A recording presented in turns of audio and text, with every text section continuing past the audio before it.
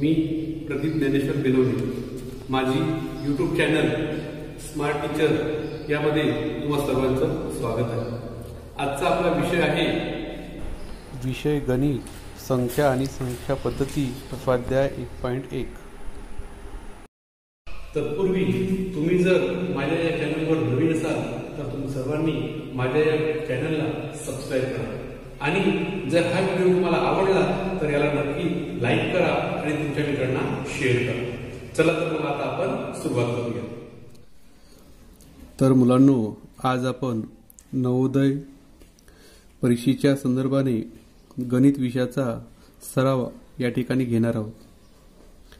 तुम्हाला सर्वांना माहित आहे की नवोदय विद्यालय परीक्षेमध्ये गणित हा विषय अत्यंत महत्त्वाचा असून त्यामध्ये आपल्याला एकूण 15 घटकावर 20 प्रश्न ज्यांचे गुण असतात एकूण 25 विचारलेले असतात।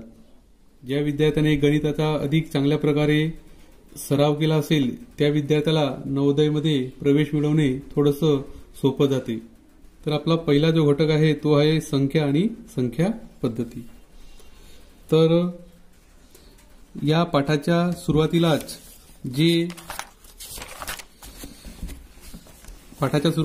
जी माहिती असते ती माहिती सर्वांनी नीट काळजीपूर्वक दोनदा वाचायची आहे। बघा, बरीच माहिती आहे, खूप लांबलचक अशी माहिती जरी आपल्याला वाटत असेल परंतु ही माहिती तुम्ही वाचणे फार आवश्यक आहे। याच्यामध्ये फार महत्त्वाच्या सूचना आपल्याला दिलेल्या आहेत, त्या आपण सर्वांनी काळजीपूर्वक वाचायच्या आहेत। त्यानंतर या ठिकाणी असलेले हे नमुना प्रश्न हे सुद्धा तुम्ही हे सर्व सोडवून दिलेले आहे आणि या प्रश्नाचं उत्तर का बरं हे सी असेल, या प्रश्नाचं उत्तर का बरं हे सी आलेलं आहे, सी हा पर्याय का बरं बरोबर आहे याचं स्पष्टीकरण सुद्धा याच्या खाली दिलेलं असते। दुसरा प्रश्न बघा, याच्यातलं या प्रश्नाचं जे उत्तर आहे ते ये हा पर्याय आहे। ये हे का बरं उत्तर बरोबर आहे याचं स्पष्टीकरण या ठिकाणी दिलेलं आहे। तर याचं तुम्हाला वाचन करायचं आहे। हे सर्व इथं सोडवून दाखवलेले आहे, त्यामुळे आपण याच्याबद्दल अधिक चर्चा करणार नाही। आपण सुरुवात करूया स्वाध्याय 1.1 पासून। 1.1 पहिला प्रश्न तुमच्या समोर आहे, ही संख्या पुढीलपैकी कोणती? आपण या संख्येचे एकदा वाचन करून घेऊया। 7,53,357। तर या संख्येचे अक्षरी लेखन हे पुढीलपैकी कोणत्या पर्यायामध्ये आहे हे आपल्याला या ठिकाणी ओळखायचं आहे, शोधायचं आहे। चला तर मग आता आपण चारही पर्याय जे आहेत ते चारही पर्याय आपण थोडंसं पडताळून पाहूया। ठीक आहे, बघा पहिला पर्याय बघा 753,357। तर नक्कीच आपण या संख्येला 753 असं म्हणणार नाही। 357 हे बरोबर आहे परंतु याला आपण 753 असं म्हणणार नाही, त्यामुळे हा पर्याय चुकीचा आहे।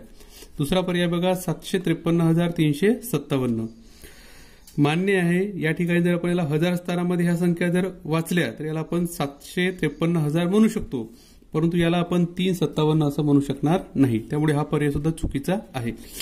पुढचा पर्याय बघा 753,357 753,357 असं आपण याला वाचन करू शकतो। तरी पण आपण पुढचा पर्याय बघूया 753,357। नक्कीच आपण या पर्यायाप्रमाणे या संख्येचं वाचन करणार नाही, म्हणजेच पर्याय क्रमांक सी हे उत्तर बरोबर आहे। या ठिकाणी आपण काय करणार, सी या पर्यायाचं वर्तुळ आपल्याला रंगवायचं आहे। हे झालं आपलं पहिल्या प्रश्नाचं उत्तर। आपला दुसरा प्रश्न आहे बघा 1, 4, 6, 8 आणि 9 हे अंक प्रत्येकी एकदाच वापरून त्यापासून बनलेली सर्वात मोठी 5 अंकी संख्या कोणती? तर बघा मुलांना, आपल्याला अंक दिलेले आहेत 1, 4, 6, 8 आणि 9। या अंकापासून आपल्याला आता काय बनवायचं आहे की 5 अंकी सर्वात मोठी संख्या बनवायची आहे। या अगोदरचं जे सुरुवातीचं जे स्पष्टीकरण आहे ते स्पष्टीकरण आपण जर वाचलं तर त्याच्यामध्ये दिलेलं आहे की आपल्याला जर मोठ्यात मोठी संख्या बनवायची असेल, दिलेल्या अंकापासून मोठ्यात मोठी संख्या जर बनवायची असेल तर दिलेले अंक हे आपल्याला उतरत्या क्रमामध्ये लिहावे लागतील। उतरत्या क्रमामध्ये जर आपण लिहिलं हे अंक तर आपल्याला मोठ्यात मोठी संख्या मिळणार आहे। मग चला आपण हे अंक उतरत्या क्रमाने लिहूया। सर्वात मोठा अंक 9, मग 8, 6, 4 आणि 1 अशा प्रकारे या अंकापासून मिळणारी आपल्याला मोठ्यात मोठी संख्या असणार आहे ती असणार आहे 98,641. मग हे उत्तर आपल्या पुस्तकात कोणत्या ठिकाणी तुम्हाला दिसत आहे बघा बरं. 98,641 पर्याय क्रमांक बी या ठिकाणी उत्तर आपल्याला दिसत आहे, म्हणजेच उत्तर आहे. पुढचं बघा प्रश्न क्रमांक 3.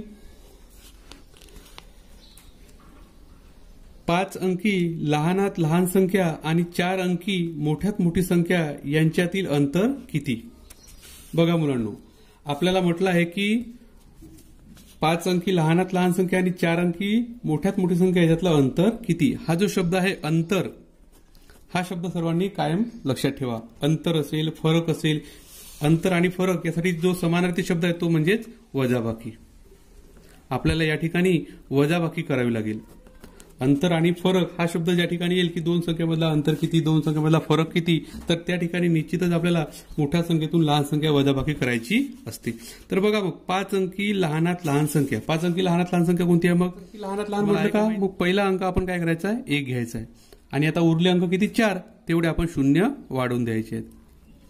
4 शून्य ही झाली 5 अंकी लहानात लहान संख्या. संख्या आहे 10,000. तसंच बघा 6 अंकी लहानात लहान संख्या म्हटलं असतं तर सुरुवातीला आपण 1 लिहायचं आणि उरले अंक 5, तिथे आपण 5 शून्य दिली असते, म्हणजे ती झाली असती 6 अंकी लहानात लहान संख्या. असो, आता आपल्याला या ठिकाणी 5 अंकी लहानात लहान संख्येचा विचार करायचा आहे आणि ती संख्या आहे 10,000. दुसरं म्हटलं होतं बघा की 4 अंकी मोठ्यात मोठी संख्या. 4 अंकी मोठ्यात मोठी संख्या म्हटलं तर सोपं आहे. 4 वेळा आपल्याला काय करायचं आहे, 9 हा अंक लिहायचा आहे. अशा प्रकारे 4 अंकी मोठ्यात मोठी संख्या आहे 9,999. या दोघातला फरक किती, तर आपल्याला काय करायचे आहे, वजाबाकी करायची आहे. आता आपण वजाबाकी करूया. तर या ठिकाणी वजाबाकीचा नियम सर्वांना माहित आहे. शून्यामधून 9 जाणार नाही, आपण उसना घेणार आहोत, त्यामुळे इथं 10 होईल. 10 मधून 9 वजा केले 1 उरतो. 9 वजा 9 0, 9 वजा 9 0, 9 वजा 9 0. अशा प्रकारे उत्तर आहे 1. मग 1 हा पर्याय कोणत्या ठिकाणी आहे बघा, या ठिकाणी आहे, म्हणजे उत्तर आहे बी. याचं उत्तर सुद्धा बी असणार आहे आणि आपण बी हा वर्तुळ रंगवणार आहोत. दशमस्थानी 9 असलेली विविध अंकाचा वापर करून बनणारी किमान संख्या कोणती. तर ज्या संख्येच्या दशकस्थानी 9 आहे आणि ती का असली पाहिजे किमान. बघा नवोदयमध्ये हा शब्द सुद्धा आपण नवोदयच्या परीक्षेमध्ये पेपर सोडवताना हा शब्द वारंवार येणार आहे. किमान, किमान म्हणजे लहानात लहान. आणि आणखी एक शब्द येणार आहे कमाल. कमाल म्हणजे मोठ्यात मोठी. तर या ठिकाणी आपल्याला दशकस्थानी 9 असलेली आणि सर्वात लहान संख्या कोणती ते शोधायची आहे. सोबतच विविध अंकाचा वापर करून बनणारी, म्हणजे वेगवेगळे अंक त्या ठिकाणी असायला पाहिजे. आपण 4ही पर्याय जर बघितले तर 4ही पर्यायामध्ये 9 हा अंक दशकस्थानीच आहे. परंतु सर्वात लहान संख्या कोणती म्हटलं आहे, तर सर्वात लहान संख्या किमान संख्या असणार आहे 1092. म्हणजे पर्याय क्रमांक ए हे उत्तर बरोबर आहे. 16,0813 ही संख्या पुढील प्रमाणे लिहिली जाते.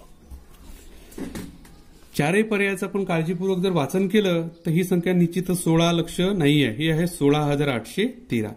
ही संख्या आहे 1,60,830. ही आहे 1,60,813. म्हणजे हे तिन्ही पर्याय चुकीचे आहेत. आपला पर्याय क्रमांक डी हा एकमेव पर्याय उत्तर बरोबर आहे. याचं वाचन जर आपण केलं तर हे होत आहे बघा, एकक, दशक, शतक, हजार, 10,000, लक्ष, दशलक्ष, म्हणजे 16,813. म्हणून उत्तर क्रमांक आहे डी. आपण डीचं पर्याय रंगवायचं आहे. आणि मुलांना हा प्रश्न 2010च्या नवोदय विद्यालयाच्या परीक्षेमध्ये विचारला गेलेला आहे. पुढचा प्रश्न बघा, कमाल ते किमान अशा क्रमामध्ये संख्यांचा कोणता गट आहे. आताच आपण थोड्या वेळापूर्वी म्हटलं होतं की कमाल आणि किमान हा शब्द वारंवार येणार आहे, तो तुम्हाला लक्षात ठेवायचा आहे. कमाल म्हणजे मोठ्यात मोठी आणि किमान म्हणजे लहानात लहान.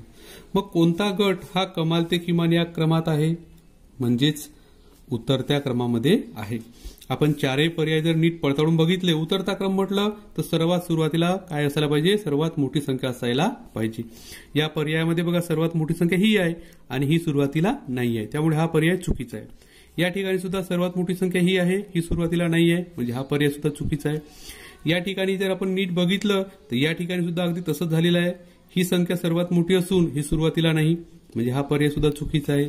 या ठिकाणी डी या पर्यायामध्ये सर्व संख्या ह्या व्यवस्थित उतरत्या क्रमामध्ये आहेत. सर्वात मोठी संख्या आहे 82,341, त्यानंतर 81,427, त्यानंतर 63,178 आणि त्यानंतर आहे 13,378. ह्या सर्व संख्या उतरत्या क्रमामध्ये आहेत.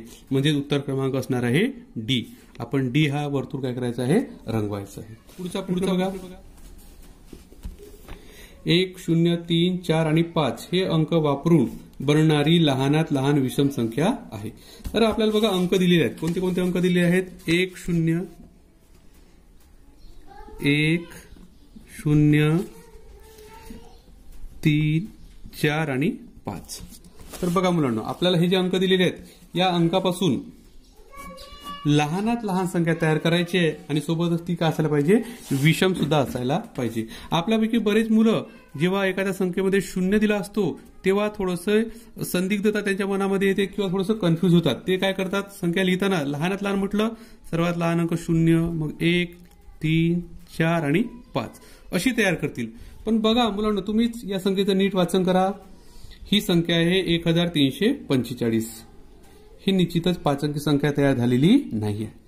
मग आपण ज्या वेळेस 0 हा अंक दिला असता, आपल्याला जर संख्या लहानात लहान संख्या तयार करायची असेल तेव्हा 0 हा सुरुवातीला न घेता दुसरी जी लहान संख्या आहे ती सुरुवातीला घ्यायची आणि त्यानंतर 0 घ्यायचा असतो. म्हणजेच खरी संख्या तयार व्हायला पाहिजे बघा अशा पद्धतीने 1, 0, 3, 4 आणि 5. ही संख्या आहे 10,345. ही संख्या योग्य आहे. ही संख्या योग्य नाही. ही संख्या चुकीची आहे. असो, आता आपला प्रश्न असा होता की लहानात लहान संख्या सुद्धा तयार व्हायला पाहिजे आणि ती विषम असायला पाहिजे. आपण ही लहानात लहान संख्या तयार केलेली आहे, परंतु ही संख्या विषम आहे का? तर हो.